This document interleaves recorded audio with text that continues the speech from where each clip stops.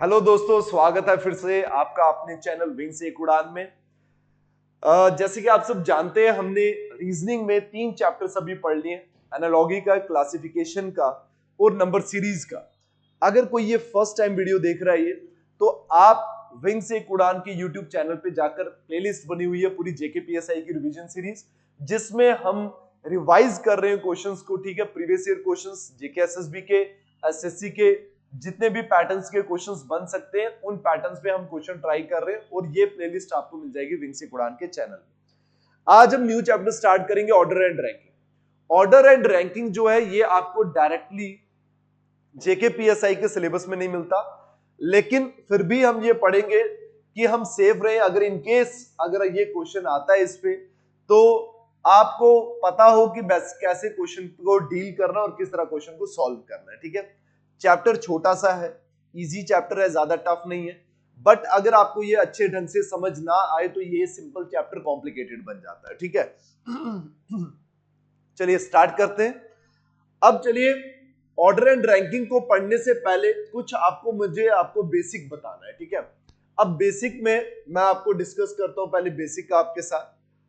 चलिए, अब देखिए, ऑर्डर एंड रैंकिंग में सबसे पहले जो आपको चीज पढ़नी है बेसिक में वो ये है, एक फॉर्मूला है ऑर्डर एंड रैंकिंग का। ऑर्डर, क्या हो गया इसको,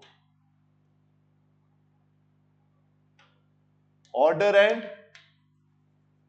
रैंकिंग का एक बेसिक जो फॉर्मूला है वो आपको पढ़ना है। ऑर्डर एंड रैंकिंग बड़ी जगह से आपने पढ़ा होगा और काफी जगहों पे टीचर जो फैकल्टीज होते हैं कुछ आपको डायरेक्ट फॉर्मूला बता देते हैं। आपको फॉर्मूले की जरूरत भी नहीं है, बस एक ही बेसिक चीज आपने पढ़नी है, उसके बिना पे आपको पूरा चैप्टर सॉल्व हो जाएगा। ठीक है, अलग अलग फॉर्मूला पढ़ने की आपको जरूरत भी नहीं है। एक फॉर्मूला जो है वो total is equal to left plus right minus 1। T का मतलब है टोटल, एल का मतलब है लेफ्ट, आर का मतलब है राइट, और ये आ गया -1। ये फॉर्मूला, इस फॉर्मूले के बेस पे आप पूरा का पूरा ऑर्डर एंड रैंकिंग सॉल्व कर सकते हैं, पूरा का पूरा। ठीक है, चलिए इस पहले फॉर्मूले को समझते हैं, ये फॉर्मूला क्या है और कैसे बना है ये फॉर्मूला। ठीक है, अब देखिए, मैं बात करूं एक क्लास की, और एक क्लास में मैं बात करता हूं, एक स्टूडेंट है फ्रॉम टॉप, उसकी 5th पोजीशन है क्लास में। फ्रॉम टॉप उसकी क्या पोजीशन है, 5th पोजीशन है क्लास में। और उसी स्टूडेंट की अगर मैं बात करूं फ्रॉम बॉटम, 7th पोजीशन है क्लास में। उसी स्टूडेंट की अगर मैं बात करूं फ्रॉम बॉटम, क्या पोजीशन है उसकी, 7th। फ्रॉम टॉप उसकी 5th, फ्रॉम बॉटम उसकी 7th। अब देखिए, आपको यहां पे क्वेश्चन आएगा कि what is the total number of students in the class. बताइए जी, क्लास में टोटल स्टूडेंट्स कितने। आपने क्या करना है, मान लीजिए ये यहां से स्टार्टिंग से लेकर 5, तो मैं बात करूं अगर यहाँ पे फर्स्ट, अगर ये टॉप से लेकर 5th रैंक में है तो कितने बच्चे हो गए टोटल, 5। और बॉटम से लेकर इसका जो रैंक है वो कितना, 7, तो टोटल बच्चे कितने होंगे, 7। 7 और 5 कितने होंगे, 12। तो क्या एक्चुअल में क्लास में 12 स्टूडेंट्स होंगे? नहीं। क्यों नहीं होंगे? क्योंकि आपने यहाँ पे अगर नोटिस करेंगे तो यहाँ पे आपने एक्चुअल में जो 5th पोजीशन और ये जो 7th पोजीशन, ये जो 2 पोजीशंस हैं, ये दोनों आपने काउंट किए। काउंट का मतलब हो गया कि 5th पोजीशन भी आपने काउंट की और 7th पोजीशन भी आपने काउंट की, तब बना जाकर आपका टोटल 12। लेकिन कोई भी स्टूडेंट, मान लीजिए राम की बात चल रही थी, तो भाई मुझे बताइए, किसी भी एक स्टूडेंट की क्लास में जो पोजीशन हो सकती है वो एक ही हो सकती है, 2 तो हो नहीं सकती। अगर वो किसी भी पोजीशन में बैठा तो एक ही पोजीशन में बैठा होगा। अब मुझे बताइए, सॉरी, अब मुझे बताइए, राम या फिर 5th पोजीशन में होगा या फिर 7th में, दोनों में से एक पोजीशन काउंट करनी है आपने। ठीक है, इसीलिए हम क्या कर देते हैं, -1। जब हम दोनों पोजीशन को काउंट कर देते, यहां से 5 भी काउंट कर देते और 7 भी, तो 12 बनता है। लेकिन ये राम की दोनों पोजीशंस हैं, राम की 5th पोजीशन और 7th पोजीशन, बट राम तो एक ही स्टूडेंट है, वो बैठेगा तो एक ही पोजीशन में बैठेगा, इसीलिए हम क्या कर देते हैं, -1 कर देते हैं। जहां पे उसकी 2 पोजीशन काउंट होती है, एक पोजीशन को माइनस कर देते हैं, तो पीछे बेटा कितना बचा, 11। इसका मतलब क्लास में जो टोटल स्टूडेंट्स थे वो कितने थे, 11।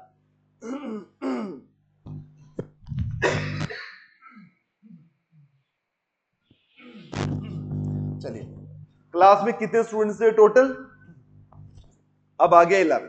ठीक है, समझ आ गया आपको। अब उस केस पे ये कंसेप्ट बनता है कि फ्रॉम लेफ्ट, अब सबसे पहले याद रखिए आपको यहां पे क्वेश्चन आएगा टॉप, लेफ्ट और फ्रंट, इन तीनों का मतलब बेटा सेम होता है। फिर आएगा टॉप से आ गया ये बॉटम, लेफ्ट से आ गया राइट और फ्रंट से आ गया लास्ट। तो याद रखिए इन तीनों का मतलब सेम होता है। टॉप हो, लेफ्ट हो, फ्रंट हो, बात सेम है। बॉटम हो, राइट हो, लास्ट हो, बात सेम है। तो अब देखिए यहां पे मैं अगर बात करूं तो मुझे बताइए फ्रॉम टॉप, टॉप का मतलब लेफ्ट है, फ्रॉम टॉप से राम की पोजीशन क्या थी, राम की पोजीशन क्या थी फिफ्थ, और राइट का मतलब है बॉटम, तो राइट बॉटम से जो राम की पोजीशन थी वो क्या थी, 7। तो बेटा आपको पूछा गया टोटल नंबर ऑफ स्टूडेंट्स कितने हैं, तो यही फॉर्मूला बनता है। तो बेटा आ गया ये -1। आपने पहले किया ऐड, 7 और 5 हो गए बेटा 12, -1 इज इक्वल टू ये कितना आ गया, टोटल जो वैल्यू आ गई वो कितनी आ गई, 11। टोटल जो वैल्यू आ गई वो कितनी आ गई, 11। अब समझ आ गया आपको। अब देखिए ये चीज फॉर्मूला आपको बहुत जगह काम आएगा। ये इनफैक्ट जब आप कोडिंग डिकोडिंग पढ़ेंगे तब आप वहां पे रिवर्स सीरीज पढ़ेंगे, वहां पे भी मैं आपको करवाऊंगा ये। तो बस इस फॉर्मूले का मतलब समझिए। और एक और चीज इसके साथ समझिए कि यहाँ पे 3 वेरिएबल्स हैं, एक है टोटल, एक है लेफ्ट और एक है राइट। वेरिएबल का मतलब वो होता है जो चेंज होता है ना। और ये आ गया -1, और -1 है कांस्टेंट, कांस्टेंट का मतलब होता है जो कभी भी चेंज नहीं हो सकता। तो याद रखिए अगर आपको कोई भी 2 वेरिएबल्स पता है तो क्या तीसरा वेरिएबल आप आराम से फाइंड कर सकते हैं। कोई भी 2 वेरिएबल पता है तो थर्ड आप फाइंड कर लेंगे, कोई भी 2 वेरिएबल पता है थर्ड आप इजीली फाइंड कर लेंगे। समझ आया। तो अब मुझे एक चीज बताइए कि ये जो कांस्टेंट है, अगर मैं यहाँ पे ये फॉर्मूला लिखूं total is equal to left plus right -1, तो क्या ये -1 है ये हमेशा ये जो -1 है ये हमेशा इस तरफ नहीं आएगा, टोटल +1 नहीं हो जाएगा। तो इसी फॉर्मूले को मैं इस तरह भी लिख सकता हूं।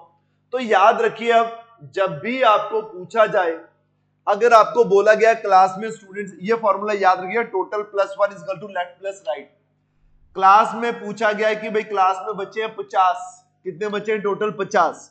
आपको बोला है फ्रॉम फ्रंट, फ्रॉम लेफ्ट, जो ए की पोजीशन है वो है बेटा 13। अब बताइए फ्रॉम बॉटम जो ए की पोजीशन क्या होगी, आपको ये पूछा है। क्लास में टोटल बच्चे हैं 50, बोला है कि भाई ए की पोजीशन फ्रॉम लेफ्ट है 13।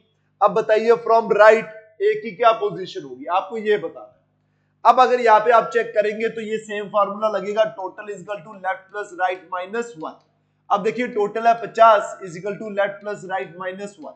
अब ये बेटा -1 जब इधर आएगा तब क्या बन जाएगा, +1। यही बात मैंने आपको दी। तो आपको हमेशा फॉर्मूला नहीं लिखना, आपको सिंपल ये करना है जितना भी टोटल होगा, चाहे 50 है, 60 है, 70 है, जो उसमें +1 कर देना। और ये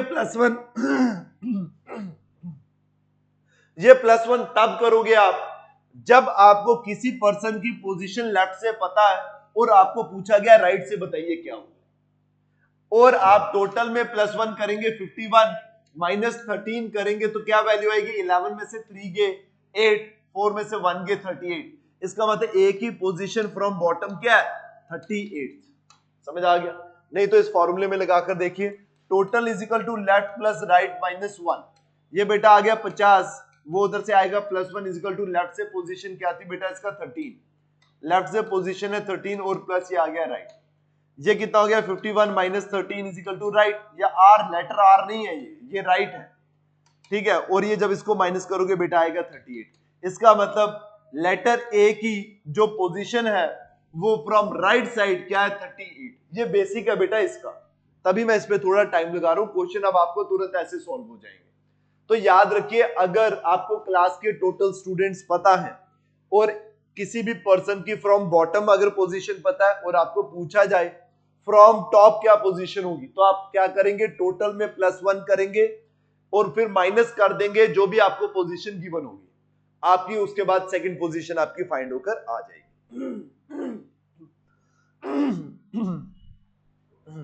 चलिए अब करते हैं यहां से start. Order and ranking basic आपने पढ़ लिया। क्वेश्चन नंबर 1, चलिए बेटा, इन a row A is 19th from left and A is 13th from right.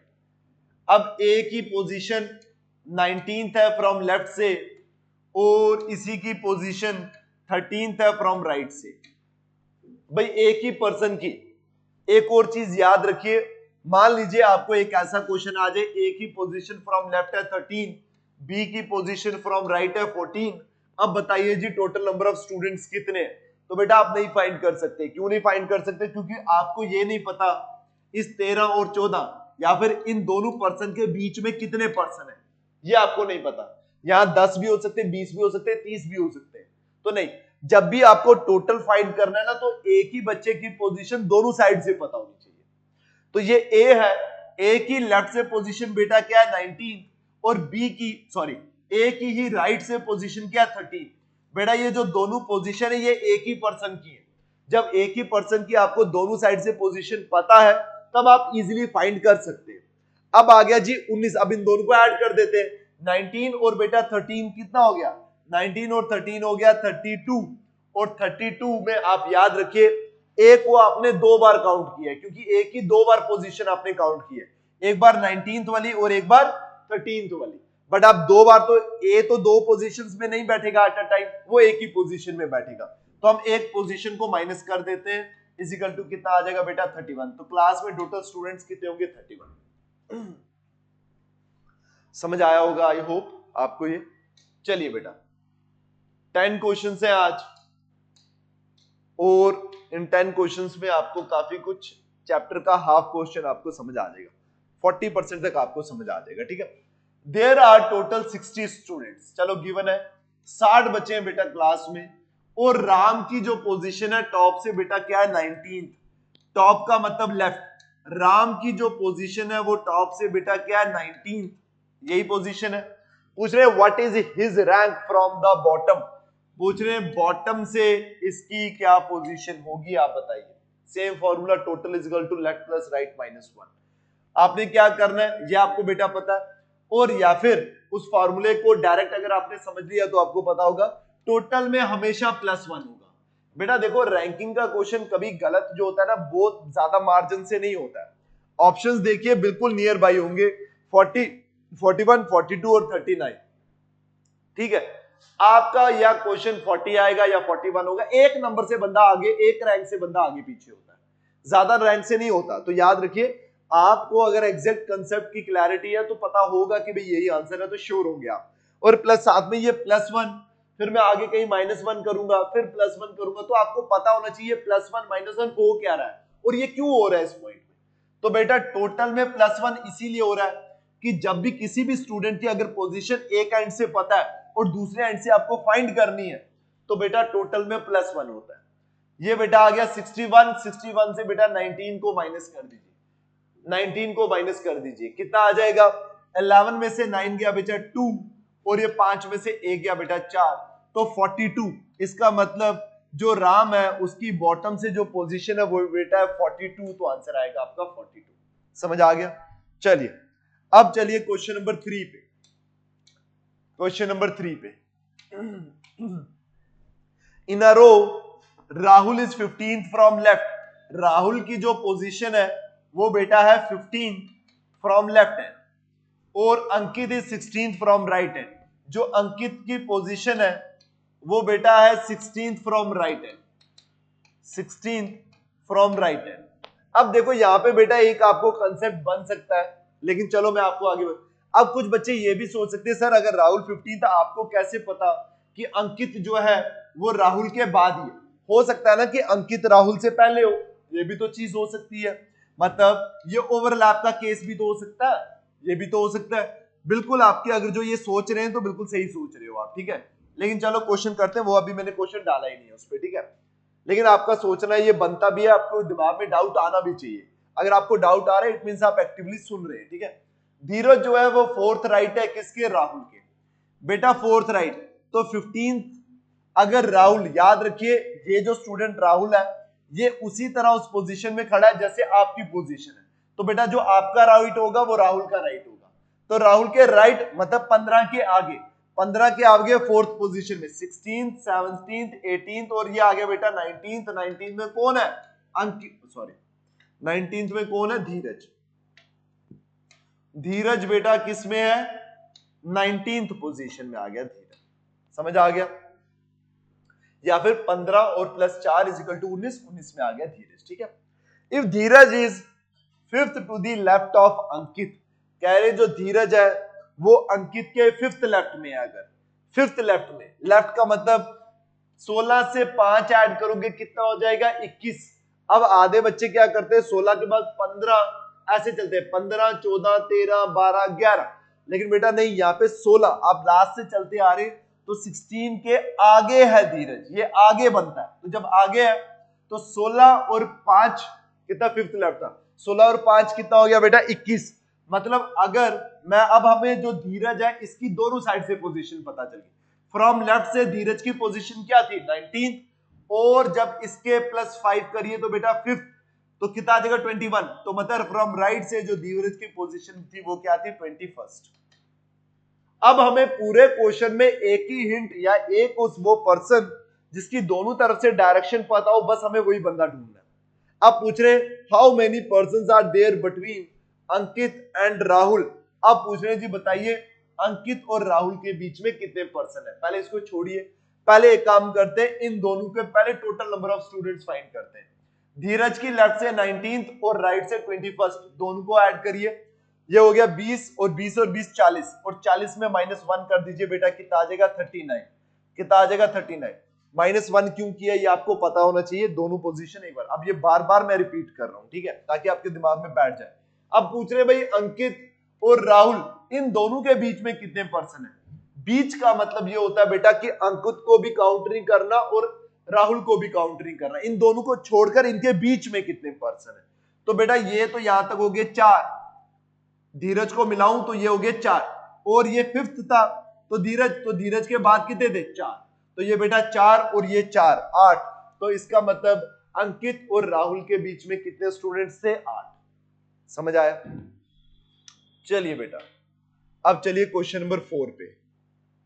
Question number, अच्छा बेटा ये इंपॉर्टेंट है आप सबके लिए, आप सबके लिए इंपॉर्टेंट है अनाउंसमेंट की भाई हमारा नाइब का बैच जो है वो स्टार्ट हो रहा है कब से? 7 अप्रैल से। ठीक है, हमारे बैचेस जैसे जैसे स्टार्ट हो रहे हैं आपको इन्फॉर्म किया जा रहा है। उसी तरह अभी ये 7 अप्रैल को जो भी बच्चे अगर पहुंच नहीं पाए तो बेटा 7 अप्रैल को हमारा बैच स्टार्ट हो रहा है, मतलब ये कमिंग मंडे जो है, कल परसों और चौथ की बात है। 7 अप्रैल को ठीक 10 बजे हमारा बैच स्टार्ट हो रहा है बेटा, सुबह 10 बजे। जो भी बच्चे, हमने उन बच्चों के लिए भी थोड़ा स्पेस रखा है जो बच्चे दूर के हैं और आने में उनको थोड़ा टाइम लग जाता है, वो 9 बजे नहीं पहुंच पाते क्लास में, तो हमने 10 की टाइमिंग रखी कि 10 तक सारे बच्चे पहुंच जाते हैं, गर्मियों का टाइम है, पहुंच जाता है बच्चा। ठीक है, अब देखिए 10 को स्टार्ट हो रहा है ज्योग्राफी का कंपोनेंट, इकोनॉमी का कंपोनेंट, रीजनिंग का कंपोनेंट, हमारे ये कंपोनेंट स्टार्ट हो रहे हैं। आप बैच को ज्वाइन कर सकते हैं ऑफलाइन आकर, डेमो हमारे फ्री ऑफ कॉस्ट है, आप आकर अटेंड करिए, डेमो देखिए आपको कैसे समझाया जा रहा है। अगर कोई बच्चा ज्वाइन नहीं करना चाहता, बैच को पढ़ना नहीं चाहता, उसने ऑलरेडी पढ़ रखा है, तो बेटा आप एक ये भी चीज कर सकते हैं कि आप काउंसलिंग के लिए भी आ सकते हैं, गाइडेंस के लिए भी आ सकते हैं, जो भी आपको चॉइस लगता है आप आ सकते हैं। ठीक है, जो भी आपको ठीक लगता है, आपकी जो भी मर्जी, आपकी जो भी चॉइस है उसके हिसाब से आप आ सकते हो। प्लस साथ में इस बैचेस में हमारे इंटीग्रेटेड टेस्ट सीरीज रहेंगे, स्टडी मटेरियल अपडेटेड रहेगा, हमारा लाइव का कोर्स का एक्सेस दिया जाएगा, और भी काफी सारी चीजें इस बैच के साथ रहेंगी आपको। ठीक है, तो और प्लस पॉइंट सबसे इंपॉर्टेंट चीज, उर्दू को हम साथ में पढ़ा रहे हैं। तो बेटा जिन बच्चों ने उर्दू पढ़नी है तो वो बच्चे, अब अगर आपको कभी भी आपने उर्दू नहीं पढ़ा बचपन में किसी भी क्लास में, तो बेटा आपको बड़ी ज्यादा मेहनत करने की जरूरत है। अब उर्दू आए ना आए ये एक बात की बात है, लेकिन आप पढ़ लो, ज्यादा बेटर है, सेफ है। तो भाई उर्दू भी पढ़ना, तो वेट मत करिए, ज्यादा लेट मत करिए, आप ज्वाइन कर सकते हैं। आप 7 अप्रैल से बैच को स्टार्ट हो रहा है तो ज्वाइन कर लीजिए। ठीक है, दूसरी चीज, पटवारी का भी लाइव कोर्स हमने स्टार्ट किया हुआ है, फ्रेश लाइव कोर्स, जिसमें हम पटवारी का भी लाइव कोर्स है और नायब का भी, इनफैक्ट जो बच्चे ऑफलाइन नहीं पहुंच सकते वो लाइव का, नायब तहसीलदार का लाइव कोर्स भी ज्वाइन कर सकते हैं। उसमें भी हमारी क्लासेस चल रही है इकोनॉमी और रीजनिंग की, तो वो भी आप अटेंड कर सकते हैं। ठीक है, और प्लस साथ में इसमें लाइव कोर्सेज में हम आपको टेस्ट सीरीज का एक्सेस दे रहे हैं। ठीक है। स्टडी मटेरियल आपको पीडीएफ फॉर्म में मिलेगा और काफी सारी चीजें जो आपको रहेंगी, इंटरेक्शन, डाउट सेशन जो भी होगा ऑन द स्पॉट होगा आपके साथ, ठीक है। चलिए बेटा, तो अगर आप वेट कर रहे हैं किसी कोचिंग करने का तो वेट आप ज्वाइन करिए और स्टार्ट करिए बेटा, ठीक है। चलिए अब आ जाइए टॉपिक पे। In a row Rahul is 50। अच्छा ये सेम क्वेश्चन है और अच्छा ये क्वेश्चन सेम है, बस इसका पूछा अलग कि ये पूछ रहे what is the rank of Dheeraj from the left hand. बेटा अभी आपने बनाया था फ्रॉम लेफ्ट हैंड, जो धीरज का रैंक होगा वो बेटा क्या होगा 19th होगा, और फ्रॉम राइट हैंड जो धीरज का रैंक होगा वो बेटा क्या होगा 21st होगा, ठीक है बेटा। चलिए अब करिए question number 5।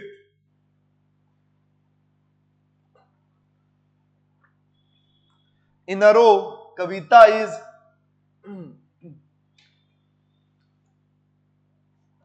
in a row, Kavita is 18th from left hand. Kavita जो है वो 18th है लेफ्ट हैंड से। Rajni is 7th from the right hand. Rajni जो है वो 7th है from right hand. Then how many persons are there between them. अब बताइए जी कितने पर्सन।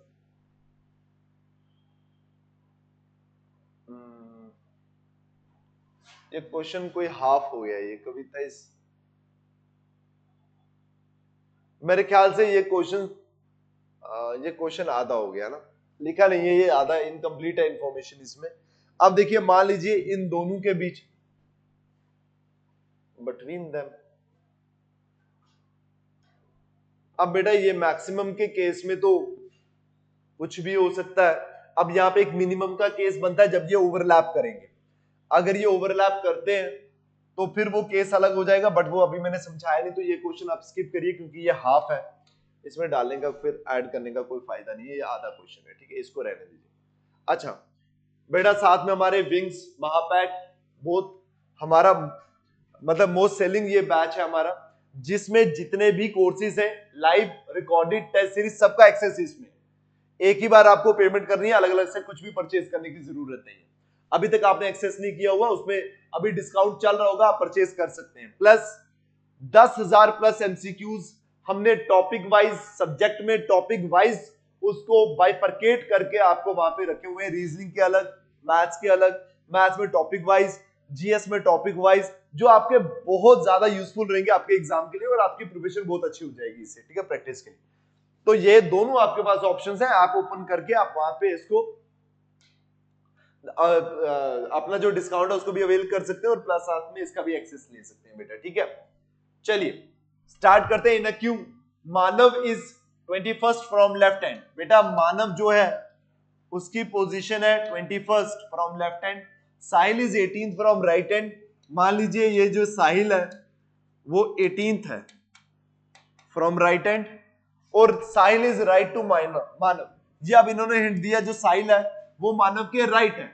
राइट होने पे मैंने बोला ना कि भाई ये भी तो पोजीशन बनती है, साहिल तो यहां पे भी तो बैठ सकता है साहिल, ओवरलैप का केस। लेकिन इन्होंने पहले ही हिंट दे दिया जो साहिल है वो मानव के राइट में। अब कह रहे if there are 8 persons between them, कह रहे इन दोनों के बीच में अगर 8 बंदे हैं, इन दोनों के बीच में अगर 8 बंदे हैं तो बताइए टोटल पर्सन कितने होंगे। तो बेटा याद रखिए ये आगे टोटल 21, मानव को मिलाकर बच्चे कितने 21, बीच में कितने बच्चे 8, और प्लस साहिल को मिलाकर, लास्ट से लेकर साहिल को मिलाकर बच्चे कितने 18।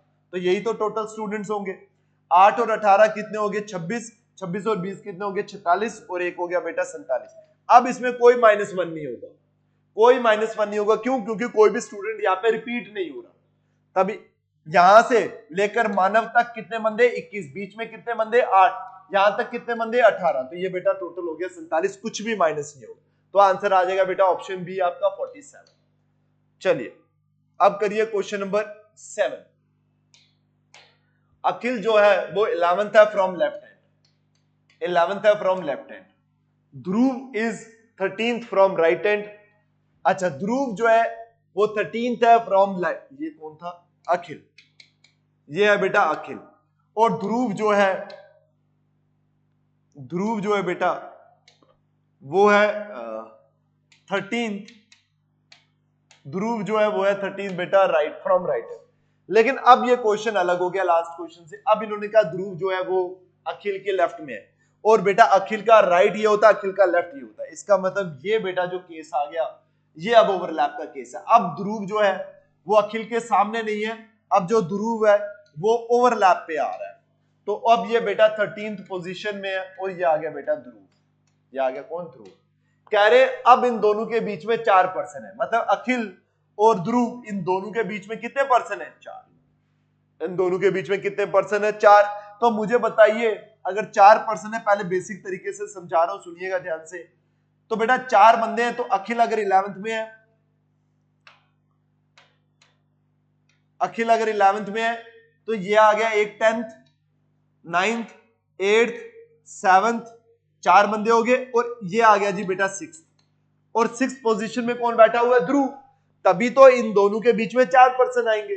अब बेटा अगर अखिल बैठा है 11th में तो इन दोनों के बीच में 4 पर्सन बैठेंगे, तो ध्रुव कहां पे बैठेगा? ध्रुव बैठेगा 6th पोजीशन में। तभी तो जाकर ये 7th, 8th, 9th और 10th ये 4 पर्सन इन दोनों के बीच में हो गए। अब अगर फाइंड करोगे तो ध्रुव की पोजीशन फ्रॉम राइट हैंड 13 है और ध्रुव की पोजीशन फ्रॉम लेफ्ट हैंड क्या है? 6। ये लेफ्ट हैंड से ही तो थी ध्रुव की पोजीशन 6। अब इन्होंने बोला how many persons are there in the room. बस बेटा फाइंड कर लिया। जब एक ही पर्सन की दोनों साइड से आपको पोजीशन पता चल गई, आप आराम से टोटल फाइंड कर सकते हैं। और 13 और 6 बेटा हो गया 19, और 19 माइनस 1 करिए, 19 माइनस 1 इज इक्वल टू बेटा कितना आ गया? 18। तो आंसर आएगा आपका ऑप्शन बी 18। समझ आ गया? -1 क्यों किया? क्योंकि 6 और 13 दोनों पोजीशन जो है वो ध्रुव की है, दोनों पोजीशन ध्रुव की है। क्वेश्चन नंबर 8 पे आ जाइए। Vishnu is 9 rank ahead of Naveed in a class of 50 student. कह रहे क्लास में 50 बच्चे हैं, और अहेड का मतलब क्या होता है? बेटा अहेड का मतलब अगर आप क्लास में, याद रखिए मैं बोलूं आपकी क्लास में 5th पोजीशन है, तो बेटा आपके आगे कितने बच्चे हैं? आप क्या बोलोगे? मेरे आगे 4 बच्चे हैं। तो अहेड का मतलब आगे होता है, ठीक है। आधे को लगता है कि अहेड का मतलब होता है 6, 7, 8, ऐसा थोड़ा कंफ्यूज हो जाता है ना इंसान, ठीक है। अब देखिए भाई मैंने बोला अहेड का मतलब आगे, क्लास में कितने बच्चे हैं बेटा? 50। और बोल रहे विष्णु का जो रैंक है वो 9 रैंक अहेड है। किसके अहेड है? नवीद के। चलिए अब चलते आगे। If Naveed rank is 17th from last, कह रहे नवीद का जो रैंक है फ्रॉम लास्ट वो कितना बेटा? 17th है। कितना बेटा? 7। वीडियो को पॉज करिए, अपने एंड पे सॉल्व करिए, ठीक है। फ्रॉम लास्ट, बताइए जी विष्णु का रैंक क्या होगा फ्रॉम स्टार्टिंग से? विष्णु का रैंक क्या होगा फ्रॉम स्टार्टिंग से? अब बेटा मुझे एक बात बताओ, अगर लास्ट से नवीद का रैंक 17th है, क्लास में टोटल बच्चे भी पता है, तो हम स्टार्टिंग से नवीद का रैंक फाइंड कर सकते हैं। यस। आप बोलोगे सर टोटल में +1 करना है और फिर 17 को माइनस करना है। 11 में से 7 के पीछे बचे 4, 5 में से 1 सॉरी 4 में से 1 के पीछे बचे 3। इसका मतलब फ्रॉम लेफ्ट साइड से जो नवीद की पोजीशन है वो बेटा क्या है? नवीद की पोजीशन है 34। और अब बेटा आपके लिए इजी है फाइंड करना कि क्योंकि वो 9 रैंक अहेड है, आगे है नवीद के, तो आप एक काम करिए 34 से 9 माइनस कर दीजिए। बेटा कितना आ गया? 25। बेटा कितना आ गया? 25। समझ आ गया? ये कितना 9 रैंक है? 33, 32, 31, 3 ये हो गया बेटा। उसके बाद ये आ गया 30, 29, 28, 27, 26 और ये आगे बचे 1, 2, 3, 4, 5, 6, 7, 8 और ये बेटा 9th रैंक में ये आ गया। समझ आ गया? अब बेटा माइनस कर लिया, ये आ गया 9। इसका मतलब कि फ्रॉम स्टार्टिंग से अगर नवीद की पोजीशन 34 है और विष्णु जो है वो 9 रैंक अहेड है, मतलब उससे पहले है, तो बेटा फ्रॉम स्टार्टिंग से जो विष्णु की पोजीशन है वो कितनी है बेटा? 25। समझ आ गया ये आपको? चलिए अब चलते हैं नेक्स्ट क्वेश्चन में, क्वेश्चन नंबर 9। चलिए बेटा, कह रहे in a class of 45 student Kannav is placed 9th from bottom. 45 बच्चे हैं क्लास में और कन्नव जो बैठा है वो किस पोजीशन में बैठा है? 9th पोजीशन बैठा है from bottom. Whereas Sanam is placed 13th from top. Sanam की पोजीशन क्या है बेटा? 13th from top. सनम, पहले हम इसको सामने ही रखते हैं, सनम की पोजीशन 13th फ्रॉम टॉप। कह रहे Aakash is placed exactly in between the two. कह रहे आकाश जो है वो एग्जैक्टली इन दोनों के बीच में है। अब बताइए जी व्हाट इज कन्नव पोजीशन फ्रॉम आकाश? कन्नव की पोजीशन क्या होगी बेटा आकाश से? अब मुझे बताइए कभी भी दो पर्सन के बीच में आपको कितने पर्सन है ये अगर फाइंड करना है तो उन दोनों पर्सन की पोजीशन एक ही तरफ से फाइंड करिए। जैसे मैंने बोला कि सनम 13th में है, कनव जो है वो 9th में है, 9th है ना, हाँ 9th में, सॉरी 11th है ये बेटा, ये 11th है, ये 11th पोजीशन में, ठीक है। और इन दोनों के बीच में कितने पर्सन है मुझे नहीं पता है ना, नहीं फाइंड कर सकता।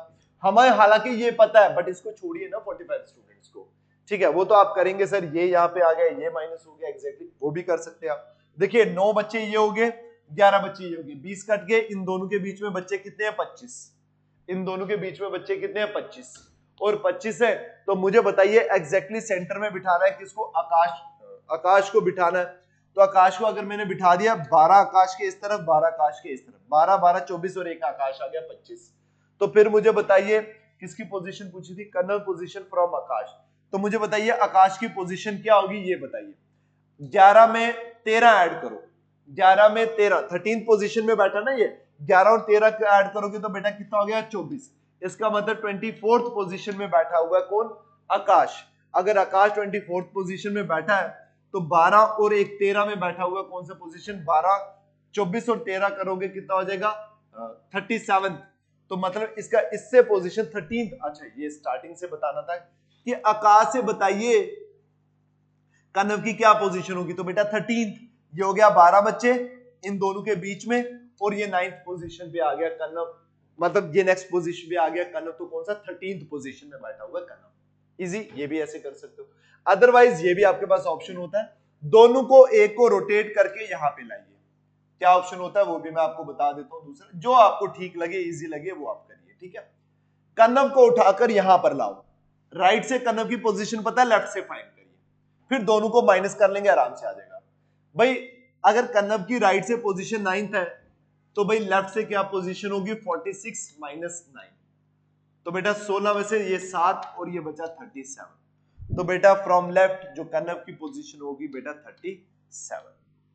समझ आ गया। अब मुझे बताइए इन दोनों के बीच में कितने पर्सन बैठे, आपने किया 37 को 11 से माइनस, तो पीछे बेटा कितने बचे 26। याद रखिएगा इन दोनों के बीच में 26 नहीं है बच्चे, क्यों नहीं है, क्योंकि जब आप दो वैल्यू को माइनस करते हो ना, उन दोनों वैल्यू में से एक वैल्यू को काउंट करते हो, मतलब एक वैल्यू इंक्लूड हो जाती है। जैसे मैं एग्जांपल बोलूं, आपने 6 में से -3 किया, पीछे कितने बचे 3, तो याद रखिए इन दोनों में से एक वैल्यू को आपने काउंट किया तभी 3 आए। कैसे, जब 3 माइनस कर दोगे पीछे बचा 4 5 और 6, इन्हीं को तो काउंट करके आपने 3 लिखा हुआ है ना, तो इसका मतलब ये हुआ इसमें आपने 6 को काउंट कर लिया। लेकिन अगर मैं बोलूं 6 और 3 के बीच में कितने पर्सन बैठे हैं, तो आप बोलेंगे 2, 4 और 5, तो ये दोनों मीनिंग अलग अलग है, समझना। जब आप 37 से 11 को माइनस करोगे 26 है, लेकिन एक जब आप माइनस कर दोगे 25, तो 25 इन दोनों के बीच में बच्चे आ गए। तो सेम चीज अभी एग्जैक्टली मिडिल में बैठा, तो किस पोजीशन में बैठेगा 24th में, 24th पोजीशन से इसकी पोजीशन बेटा कौन सी हो जाएगी 13th, तो ये बेटा आ गया 13th आपका आंसर, ठीक है। चलिए बेटा अब चलिए नेक्स्ट क्वेश्चन में, ये क्वेश्चन आपके लिए मैं रख देता हूं, चलो एक क्वेश्चन आपको होमवर्क होना चाहिए ना, आप अपने एंड पे इसको ट्राई करिए, इस क्वेश्चन को सॉल्व करके कमेंट में मेंशन करना, मुझे बताना क्या आंसर आया इसका आपका, ठीक है। चलिए आई होप आपको ये जो वीडियोस, ये जो सीरीज है ये काफी ज्यादा हेल्पफुल होगी, और अगर आपको लग रहा है हेल्पफुल है तो इसको शेयर करिए, लाइक करिए, अपने फ्रेंड्स के साथ शेयर करिए, ठीक है, ये सब करिए। अगर आपको लग रहा है कि ये यूजफुल है आपके लिए, तो ये बाकियों के लिए भी यूजफुल हो, तो प्लीज इसको शेयर भी करिए, और इनफैक्ट विंग्स एक उड़ान के चैनल को सब्सक्राइब जरूर करें, आपके सपोर्ट की बहुत जरूरत है, हर वक्त जरूरत है, ठीक है। चलिए जी मिलते हैं नेक्स्ट वीडियो में, till then take care, bye bye, thank you so much.